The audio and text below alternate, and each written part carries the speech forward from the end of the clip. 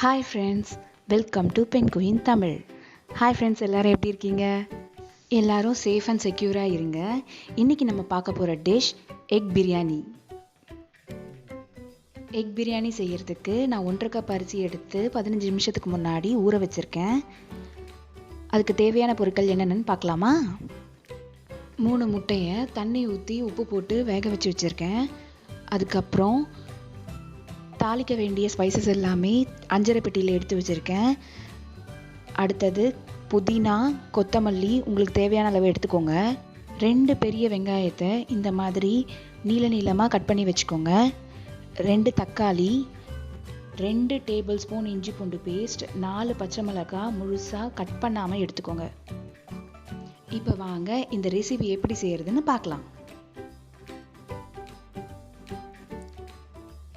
இந்த டிஷ் செய்கிறதுக்கு ஃபஸ்ட்டு ஒரு குக்கர் எடுத்து அடுப்பில் வச்சுக்கோங்க.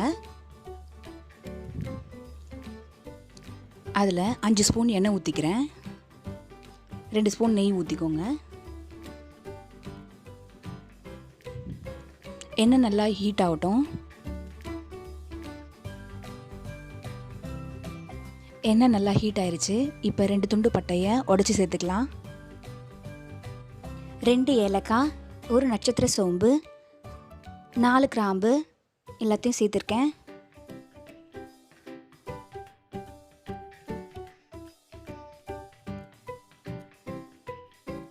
ரெண்டு பிரிஞ்சி இலை, 1/2 ஸ்பூன் சோம்பு சேர்த்துருக்கேன். சோம்பு பொரியட்டும், வெயிட் பண்ணுங்க. அடுத்து 4 பச்சை மிளகாய் முழுசாக போட்டிருக்கேன். பச்சை மிளகாய் லைட்டாக கலர் சேஞ்ச் ஆன உடனே வெங்காயத்தை சேர்த்துக்கலாம்.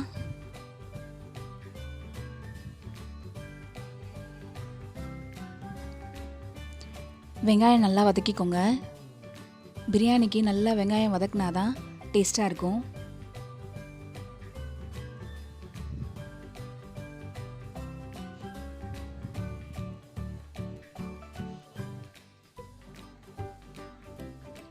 வெங்காயத்து கூடவே புதினாவும் சேர்த்துக்கலாம். புதினாவும் வெங்காயமும் எண்ணெயில் நல்லா வதங்கணும். வெங்காயம் எண்ணெயில் நல்லா பேஸ்ட் மாதிரி தொக்கு மாதிரி நல்லா வதங்கணும். அப்போ தான் நம்ம பிரியாணி டேஸ்ட்டாக இருக்கும். அது வரைக்கும் கைவிடாமல் கலரிக்கோங்க, அடி பிடிக்காமல் இருக்கும்.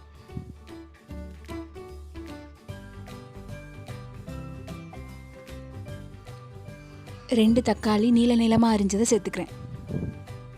சேர்த்து நல்லா வதக்குங்க. தக்காளி நல்லா மேஷ் ஆகணும்.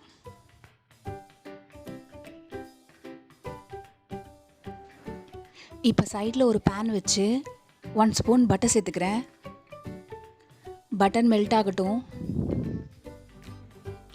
பட்டர் மெல்ட் ஆகும்போது கரிஞ்சிடாமல் பார்த்துக்கோங்க. சிம்மில் வச்சு மெல்ட் பண்ணுங்க.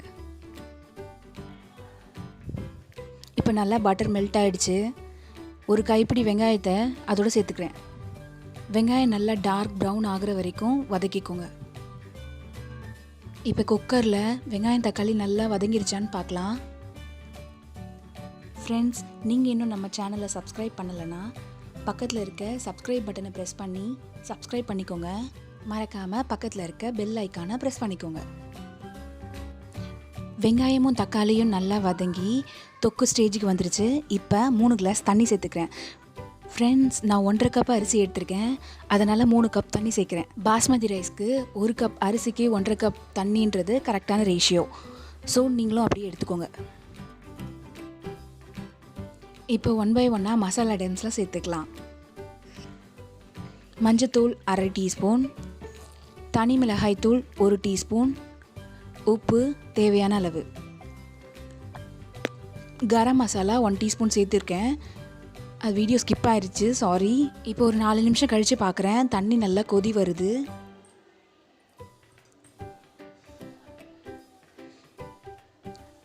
தண்ணி நல்லா சலசலன்னு கொதிக்கணும். அப்போ தான் அரிசி போடணும். இப்போ கொதி வந்துருச்சு. அரிசி சேர்த்துக்கலாம். அரிசியில் இருக்க தண்ணியை சுத்தமாக வடிகட்டிட்டு அதுக்கப்புறமா சேர்த்துக்கோங்க.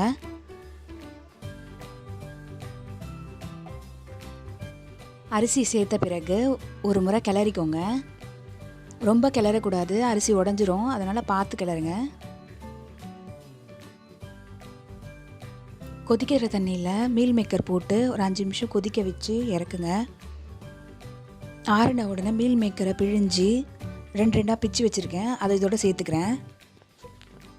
இந்த பிரியாணியை நாம் விசில் விட்டு இறக்க போகிறதில்ல, தம் தான் போட போகிறோம். குக்கரோட மூடியை திருப்பி போட்டு 2 நிமிஷம் மீடியம் ஃப்ளேமில் வைங்க. இப்போ அரிசி பாதி அளவு வெந்திருக்கு. இந்த ஸ்டேஜில் நம்ம முட்டை சேர்த்துக்கலாம். முட்டை உப்பு போட்டு 5 நிமிஷம் வேக வச்சுருக்கேன். அங்கங்கே கீறி விட்டு சேர்த்துக்கோங்க. வேக வைக்காதீங்க, அதோட சத்து எல்லாமே போயிடும். முட்டையை இதில் வச்சு டம் போட தான் போகிறோம். அப்போ எப்படியும் முட்டை பாயில் ஆகிடும்.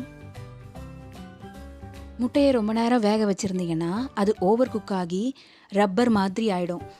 ஸோ சாப்பிட நல்லா இருக்காது.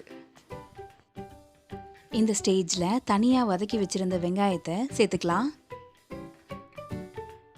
இதுக்கு மேலே கார்னிஷிங்காக கொஞ்சமாக கொத்தமல்லி எடுத்து தூவிக்கிறேன்.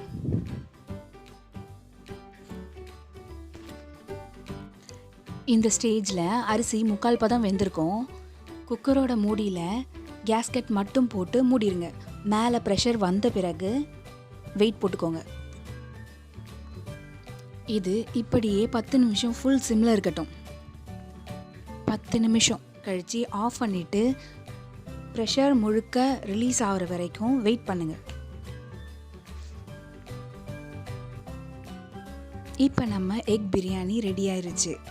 இந்த பிரியாணியை பாஸ்மதி அரிசியில் செஞ்சதுனால நீளமான சாதம் கிடச்சிருக்கு. நல்லா உதிரி உதிரியாகவும் இருக்குது.